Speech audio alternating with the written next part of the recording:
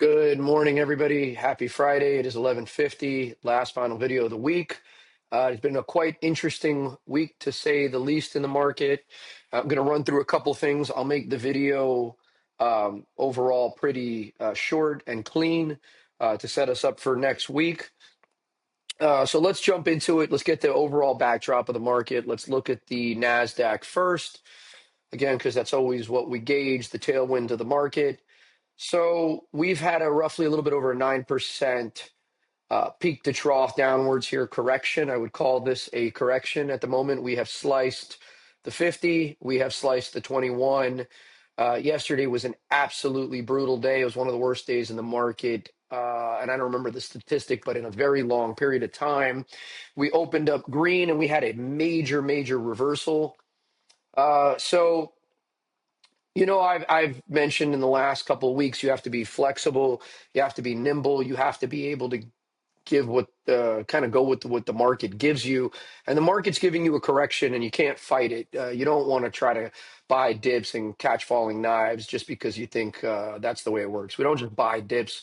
We try to buy strength, or we buy dips that have a rhyme and a reason to them. The rhyme and the reason is them bouncing off of major moving averages and catching support. We like to buy the bounce, not buy the dip. A little bit different. So this isn't a clear downtrend. My anticipation is today that we will close green. The reason being is the shorts have had just an absolute great time this month. The shorts are just killing it, and I imagine that they'll close positions today and take some profits. This is OPEX day, which whatever. I'm not going to get into that, but anyways, this. I do anticipate a green finish today. I'd be surprised if it doesn't. Obviously, the market trailed down this morning. This was probably where the short sellers were out and going up. So this presents itself with an opportunity to potentially short at the end of the day or short on Monday. I wouldn't rush in right now shorting anything because things are really extended to the downside. I personally have been shorting the last couple of days. I think there's some good shorts setting up. For the record, and I'll go back to this, for the record, I do not think we are heading towards a bear market or a complete breakdown. That's my thought. I don't think that's happening, but I am flexible and nimble, and I've exited a lot of positions in the event that that could happen. And I could always buy back. There's no reason you can't buy your stocks back and protect your capital. But when you see things slice averages like this, there's a good possibility you're going to have a date with this 200. I mean, and if you look back, here we did this in the tariff tantrum here, sliced it, and that was really a true indication, like get out, right? And you would have, you had it down here. You had a lot of short sellers that probably covered here. You had a little dead cat bounce. You tap the 200, so everybody's starting to get excited. You're over that, but you had down sloping averages, and then sure enough, this was also another opportunity where you could have got out right here on this bar. And so I think now, if you're holding some names, you could look for a little bounce today and maybe exit some positions. I'm not saying you're not going to have some covering in the beginning of the week, but my expectation is we have more selling to come, and I have positioned myself appropriately. I do think we'll find some support down here, and I think the bull market will continue. But I got to protect capital, and it's the way I trade. Everybody has a different style. If you don't mind going through this and watching your account just dip down, and you're living for stocks that you're positioning for years, months, then I guess that's okay for you. My style is different. I'm a very firm believer in capital preservation, and that is on the forefront of my mind. Let's go into Bitcoin. So Bitcoin absolutely getting banged out, no lube right now, so to say. This is a nasty bar after bar. We are down today to 80. We came back up to 84 off the low of like 80.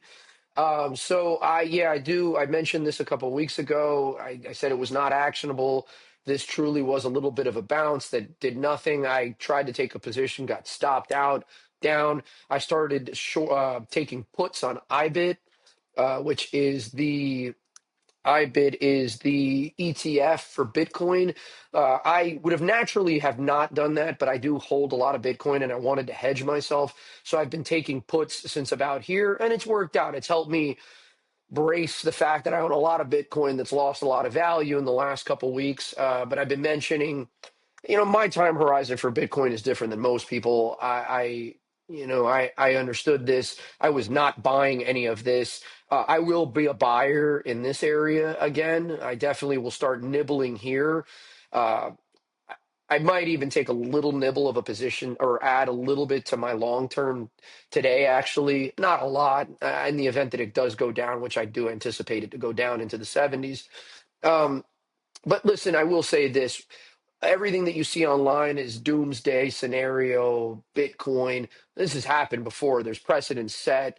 Um, I mean, to some of the wisest investors like Peter Lynch and Warren Buffett, in times of extreme fear, when people are running, maybe you should be looking to buy. And I think the narrative is really nasty around here, and I'm just going to embrace it.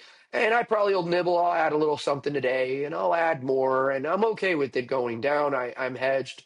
But don't get scared. I mean, Bitcoin has done this many times before, and I'd be willing to bet that there's going to come a time that Bitcoin is way over this point.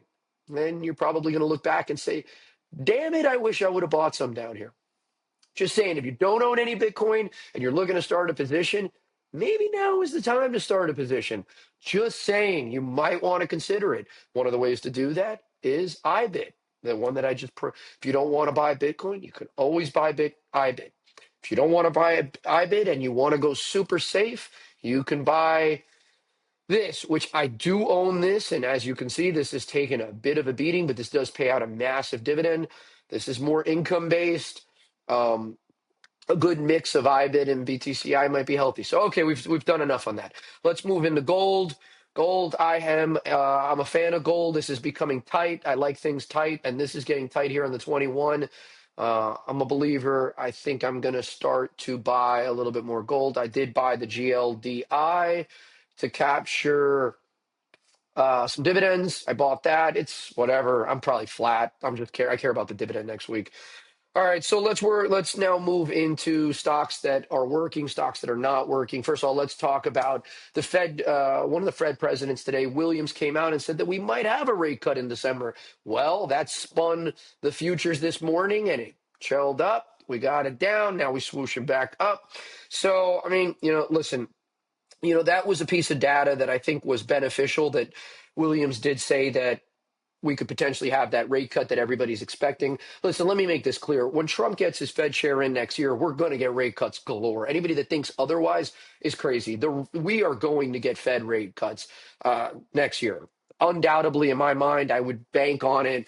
As soon as Trump gets his guy in, the rate cuts are coming.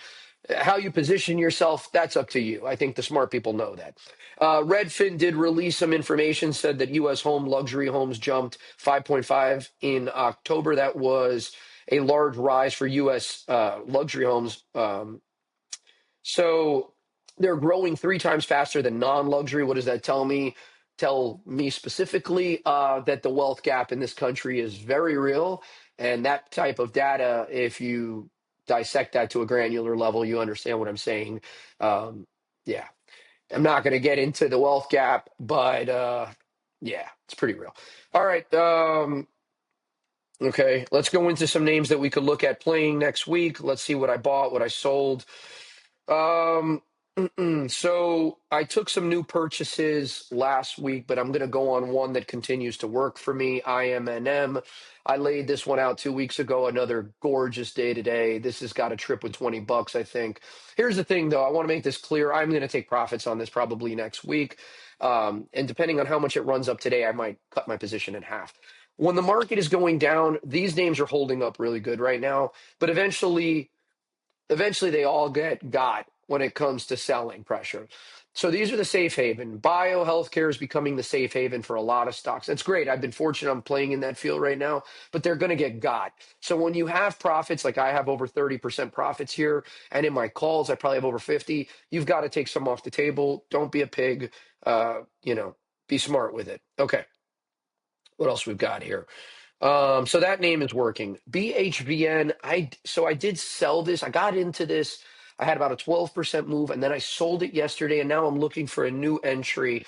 Smaller stock. We talked about this on the insider buying, the 2 previous videos. I did make a quick 12% on this move. I sold it yesterday before the drawdown. I wanted to take some profits. I think this is still actionable. I mean, you could see this curling and you could see it riding the 5. I think that you need to put this on your watch list. This is not financial advice. This is for educational purposes only. I'm not telling you what to buy, but you should have this on your watch list. This is a huge gap that if I had to bet, it's probably going to get filled.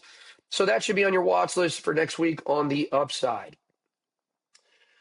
Man, I don't have a lot more on the upside. I'm going to give you United, which I do think has upside. Um, United today, nice little move, kind of bouncing off that wedge. I have taken a position in United as of Wednesday. Again, I've taken a brand new position, and we'll see how it goes. I'm in shares. I'm not in calls, but I am in shares. I'm in United. You could take that on the long side. You could take that whatever it's worth. United on the long side. Open, I have gone completely against my rules in its entire form and fashion, and I've been buying the dip. Again, I stick to stop losses. This is the one stock I have not stuck to my core rules, and I have bought the dip. Fortunately for me, for the most part, it has worked. I'm up 10% here. For context, I made a great trade from here to here, or here to here. And so I have a little bit more wiggle room, and I believe in this company long term, up 10%. This might get slammed down at this moving average. This is not actionable. I would not tell you to buy this, but I have bought it. So take it for what it's worth. I got out of Oracle yesterday before the drawdown. Thank God. I really like this, and this got pushed down. I'm going to look for a new entry. I made couple shekels on that yesterday. I ended up getting out like a 3.5% gain. Whoop-de-doo. Trades have to be quicker, faster in this type of climate. I'm going to look to get in here at a potential, but that is potential for your upside. I'm still in UTHR.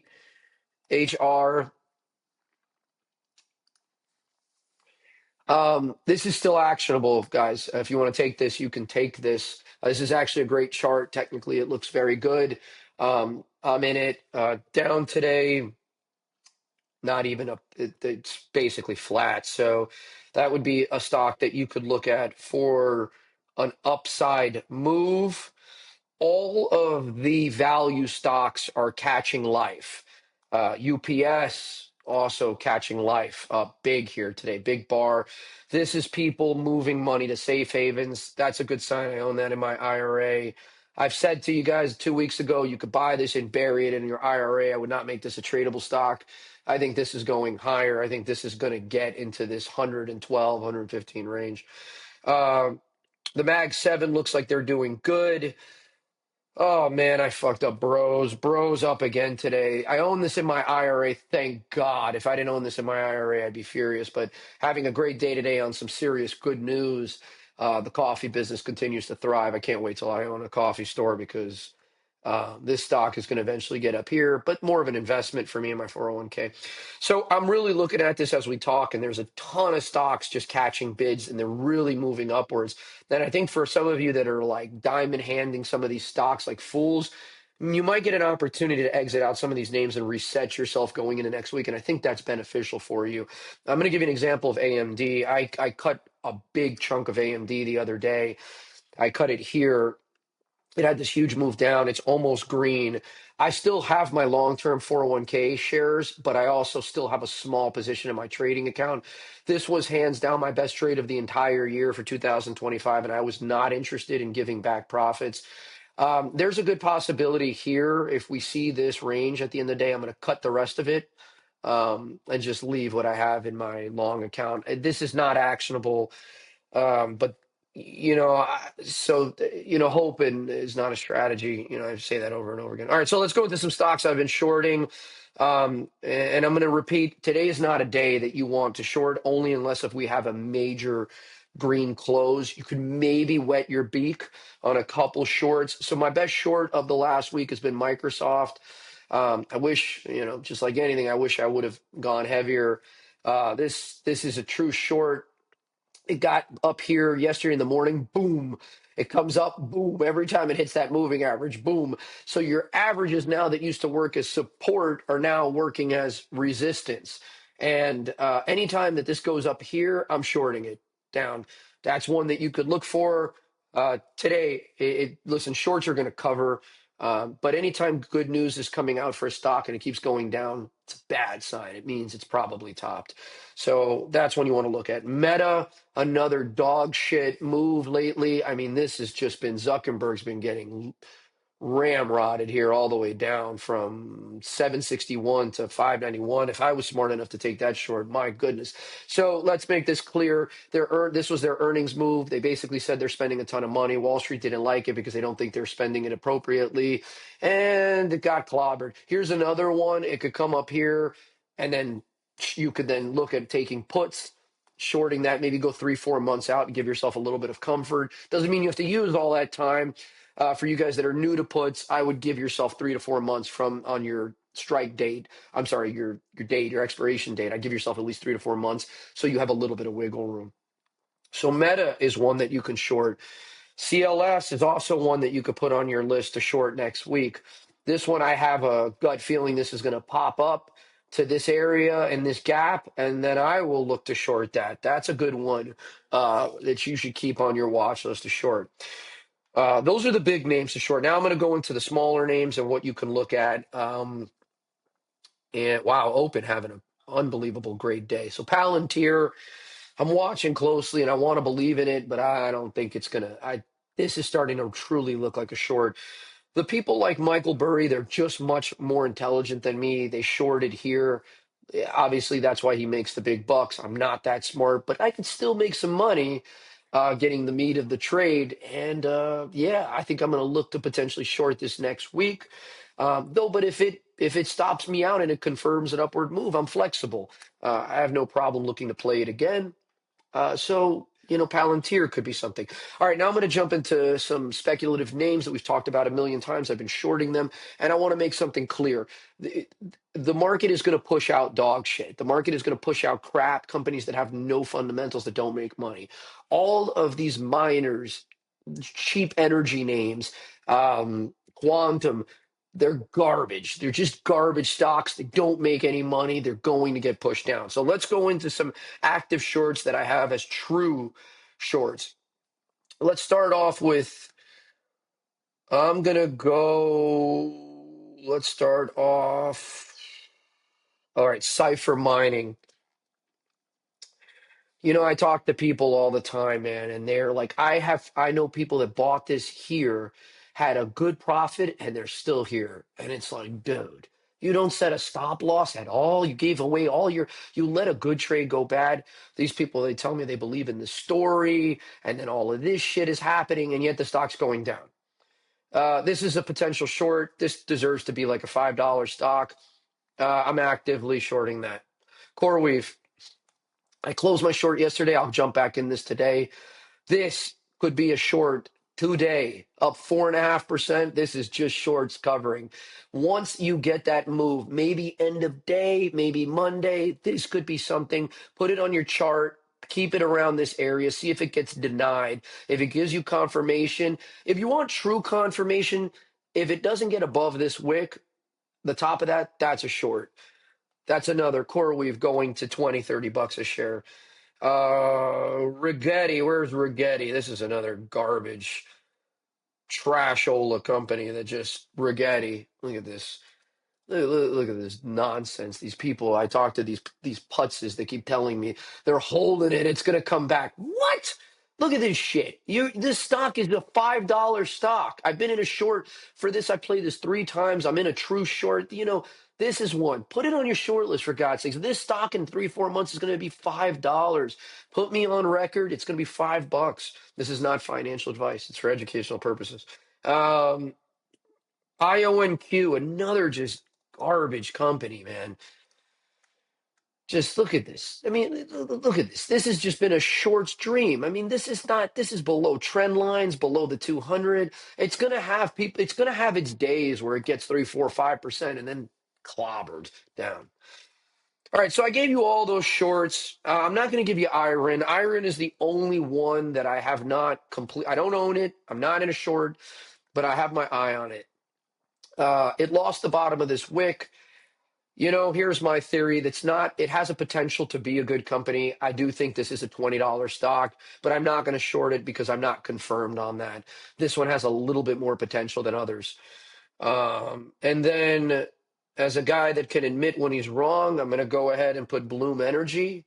I guess a lot of other fantastic traders don't admit when they're wrong. I do. This was my worst trade of the entire year. I did not set a stop loss. And for all you guys, learn from me, learn from your mistakes, set a stop loss. I deviated my rules. I didn't set a stop, and I got stopped out later than I should have. And I lost 15% on this stock. So my normal rules of 5 to 7 did not apply. I lost 15%. And yeah, it was definitely not a good trade. It's all right. You can't win them all. I'm okay with it. Uh, I'm stoic. I've had a great year. It's okay. But for you guys, set your stop loss. There's no reason that you should ever do what I did in this regard. I don't know what I was thinking, and I deviated my rules. And if I would have stuck to my rules, I would have saved myself some money. So, you live, you learn. It's not the end of the world. Okay, I think that's it. You've got some stops, or you got some shorts for next week. If you guys really feel frisky and you really do think the market is taking a shit next week, which I really think you guys got to at least consider this. This is the SQQ triple leverage short down today because the market's up. But if you're feeling froggy, you can always take this, um, or you could hedge your portfolio. God knows I do it. You can do it. Um, do what you need to do, execute with some precision, keep an eye on the market. I do like to see some of these value names, which I will point out, just absolutely doing great today. And that is a good, healthy sign for me. They're going into safe havens. Lily, I told you guys when I sold this here. I got it on earnings here. Great trade that I had. Sold this early. Still going. I mean, just still going. It's about to be the first ever $1 trillion healthcare stock in history in America. So congrats to Eli Lilly. They make a lot of fat people drugs, amongst a lot of things for these obese human beings out there. I think that's all I got. For you guys that I talk to that text me and they say, "Do you think this stock's going to come back? Do you think this stock?" No, the answer to that is always going to be set your stops and look for new times to get in and execute risk management. For God's sakes, hope is not a strategy. Please don't act like a putz. It's your hard-earned money. It means a lot to you, I would imagine, and don't give it away. All right, man. Hope you guys have a great weekend, and I'll be back on Monday. Hopefully, we can make some money next week. And don't freak out. This could be a great opportunity in many cases.